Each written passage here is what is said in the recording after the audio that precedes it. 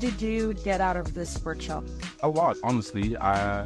It was a moment of self-reflection. I got to really take a hard look at where I want to take my life, but also the business I would like to start. This workshop was great. I mean, he came here with business objectives in mind, business goals, and it sort of helped me plan my goals in the short term and long term type of aspect. So I really enjoyed that.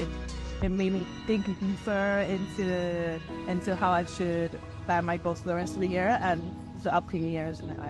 I got some amazing tools for my professional life, but every tools that were given to us, I can implement them in my personal life too, in all areas. On a eu beaucoup de moments de parole où chacun on devait exprimer nos goals, notre vision.